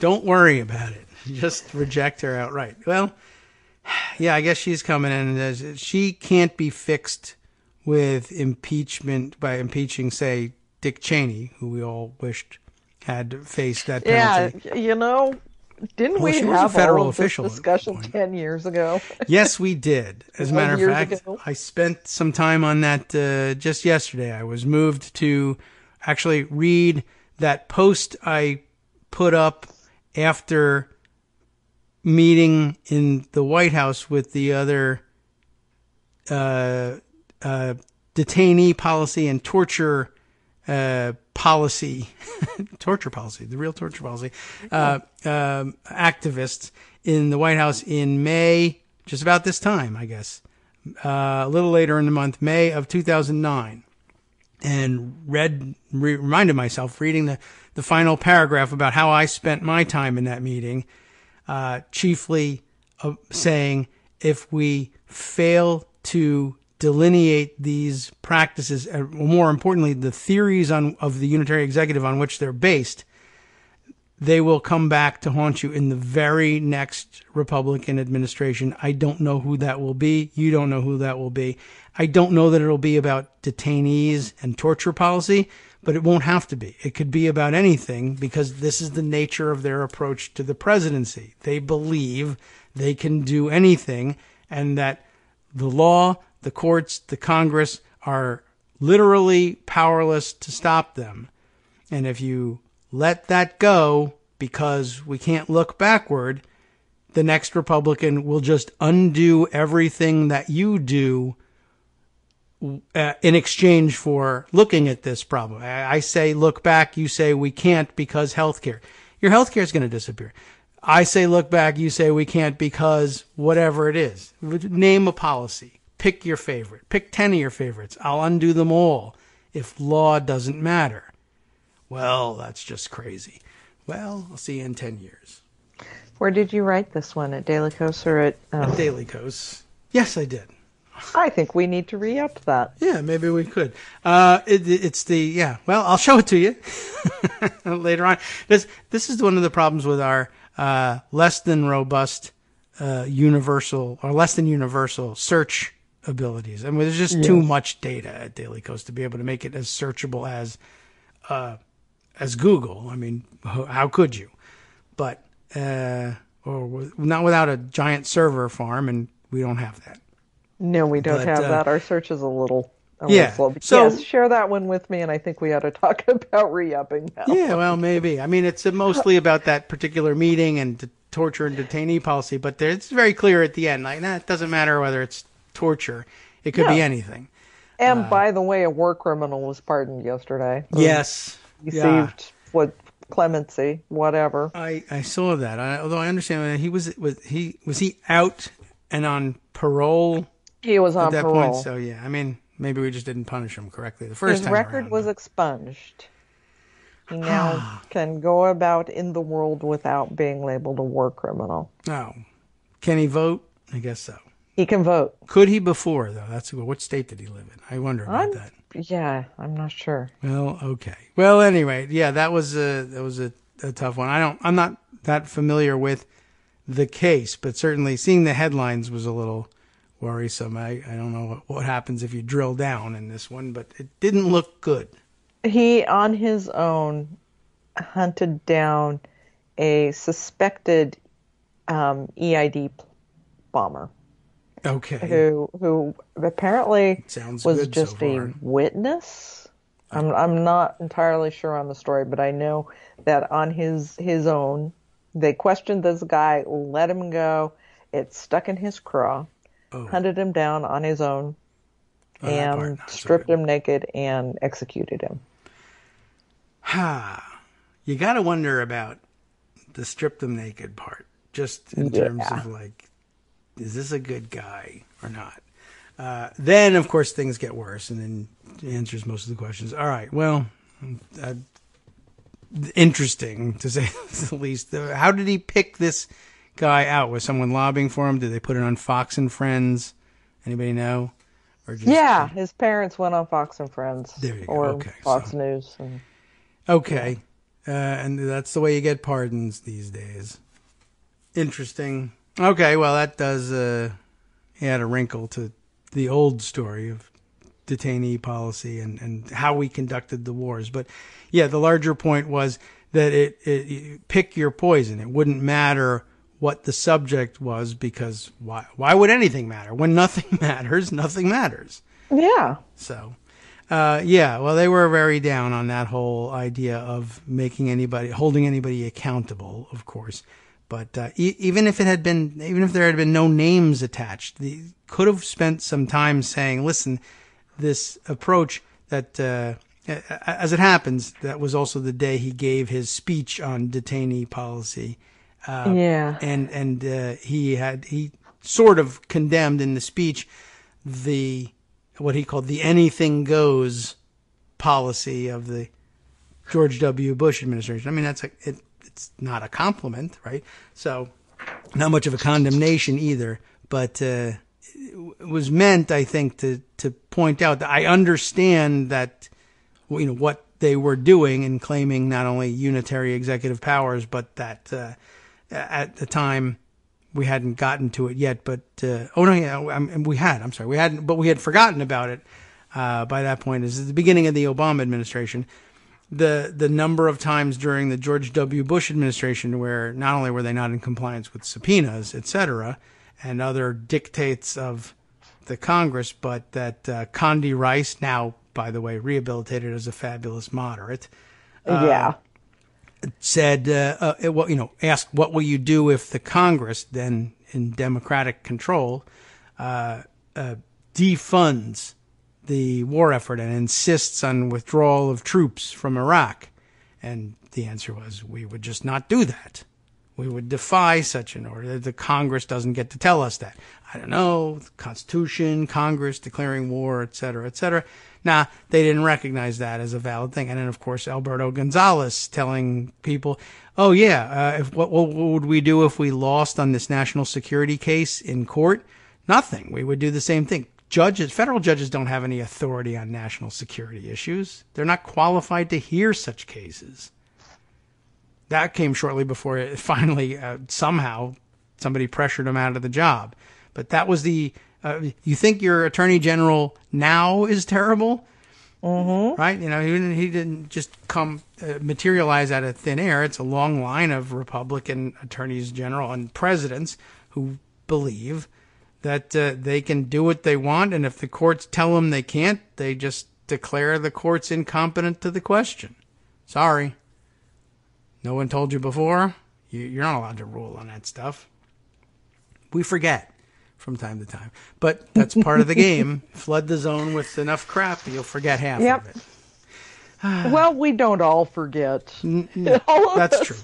The Cassandras, who told you so's. Yeah, I know, and it's not always a good look, honestly. It's not always a good look, and it's not fun to go back to what was a successful Democratic president who was hugely popular and who did a lot of good, and say, you really screwed the pooch on this one. Yeah, I understand what the pressures and we were told and why. You so. Yeah.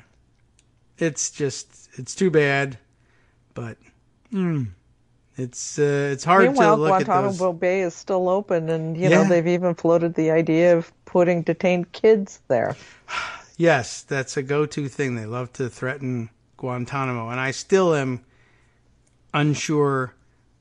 Like, why? I don't know why maybe did we out of principle not flex on the unitary executive theory back then? I'm astonished that I can't imagine, for instance, a Donald Trump, if he were somehow to get it in his head that he wanted Guantanamo closed, he'd be like, I'm the commander in chief. It's a military base. It's closed. Done. Yeah.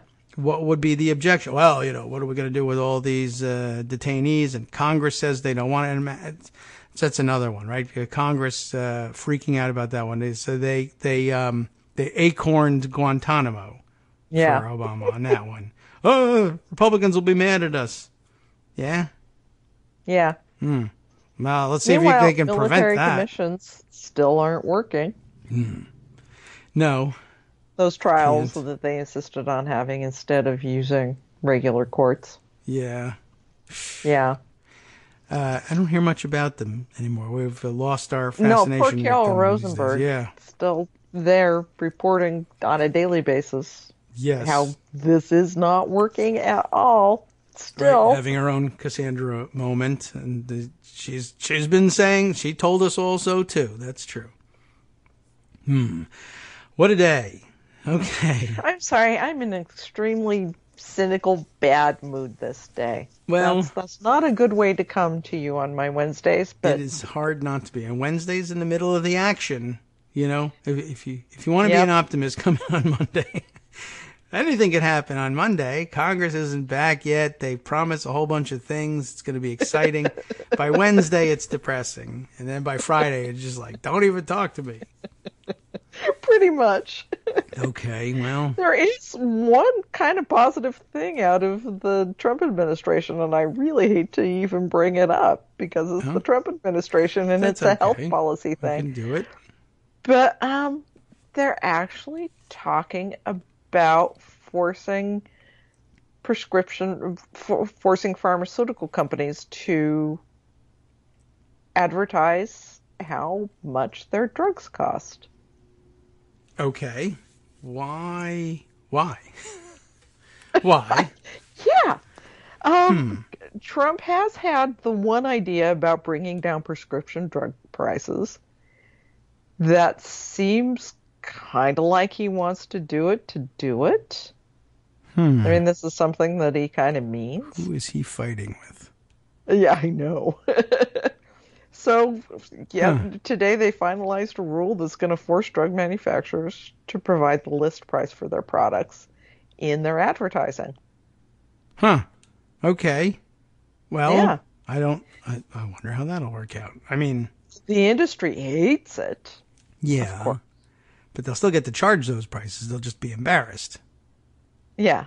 Okay. They say that it's just going to cause confusion. Their reason for not wanting to do it is not, of course, because they're showing how horribly inflated their costs are, but they say it'll cause confusion. You mean, like because it might cost you less out of pocket because of insurance? Right. We don't want. Okay. The list price isn't what you're going to be paying necessarily because of what your insurance company can argue for you, or what discounts or rebates you could get. Yeah. Okay. Well, it won't be any more confusing than telling people that if you think you can't afford this, call us and maybe we can arrange something, which I don't think that they really do very often either, but they love putting that in their commercials. Yes. Pretending they're altruistic. Of course, what I would rather have had the Trump administration do is end the ability of pharmaceutical companies to advertise their products on television.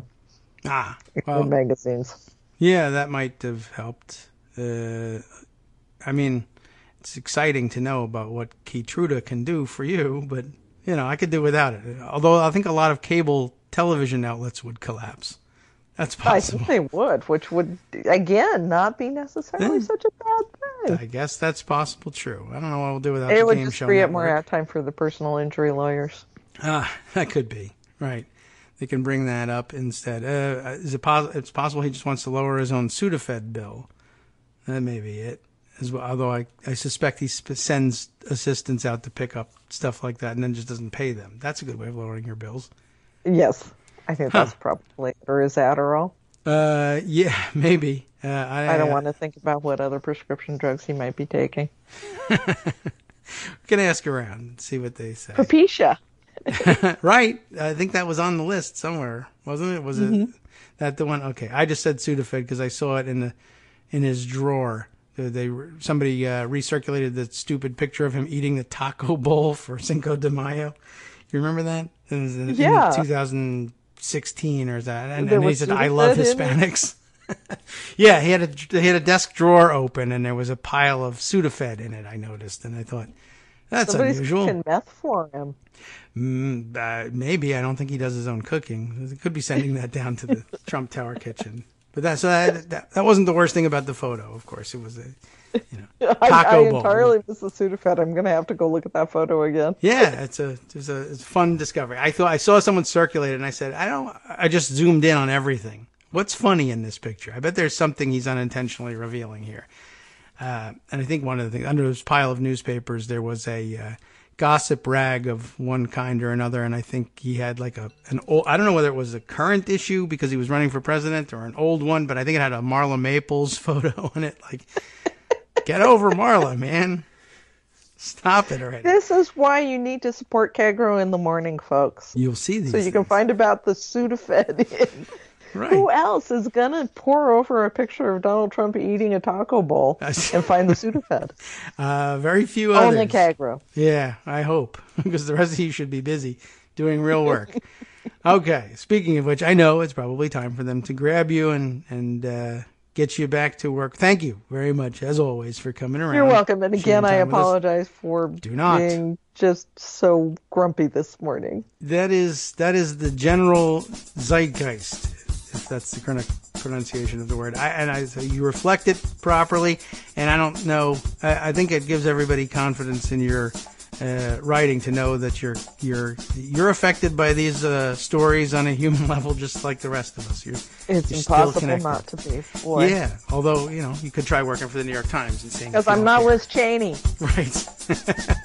So it's important. We know that this is what the thinking is behind not only the reporting that comes through in the writing, of course, but extra background just to know that you're a real person and you react the way the rest of us would. That's why we read you. Thanks, June. Thanks, Kagro. Talk to you next week. Take care. Hopefully it won't get any worse. Let's hope. All right. Well, thanks again for listening, everybody. And let me wind up after we wind things up here with Joan. I got to switch back to the other screen of Skype and find Justice's notice for me about what's up today, and let's spend some time on it and get those out there. Trump is scared, it says, of Mueller's explosive congressional testimony. I think we all know that. We'll talk about that some more. Trump and Pompeo killed the Arctic Accord that accurately stated that climate change threatens the region. Breaking long-standing precedent, Steve Mnuchin briefed top GOP donors as Trump's taxes were released. From Daily Kos Radio on networksradio.com. You have been listening to the Kagro in the Morning Show. With David Waldman. Ah, okay. Do we mean the report from the New York Times, those numbers being released? And Steve Mnuchin already had a briefing with top GOP donors on that, huh? Well, we'll get a clearer picture on that with Justice Putnam next on the West Coast Cookbook and Speakeasy, following this program right here on Netroots Radio. And coming up next, we'll be back tomorrow. See you then.